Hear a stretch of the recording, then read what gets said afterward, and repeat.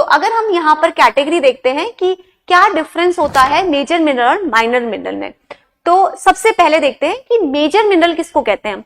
तो major mineral जो होते हैं ना, ये आपके इनकी हाई इकोनॉमिक स्ट्रैटेजी होती है और इंडस्ट्रीज के लिए काफी इनका इंपॉर्टेंट सिग्निफिकेंस होता है। अगर माइनर मिनरल्स की बात करते हैं तो इनकी जो इकोनॉमिक वैल्यू है वो लोअर होती है एंड लोकलाइज्ड यूज होते हैं ये, ठीक है।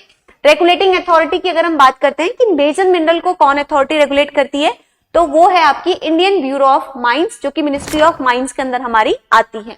यहां पर देखोगे तो मेजर मिनरल्स को स्टेट गवर्नमेंट हमारी रेगुलेट करती है।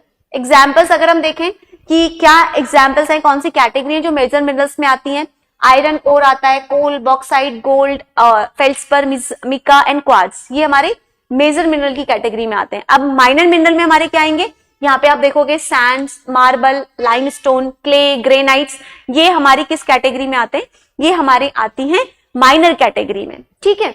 अब इसके बाद यहाँ देखेंगे गवर्निंग लॉ कौन सा है, तो मेजर मिनरल के लिए mineral mines and mineral development and regulation act, जो कि 1957 में आया था, ये एक्ट के अंदर हमारा मेजर मिनरल्स को कैटेगरी किया जाता है और ये हमारा आता है 1957 में। बट अब इसको कौन रेगुलेट करती है, स्टेट गवर्नमेंट। तो यूपीएससी इस पे भी क्वेश्चन पूछती है कि रेगुलेटिंग अथॉरिटी कौन है मेजर मिनरल और माइनर मिनरल के ऊपर, ठीक है।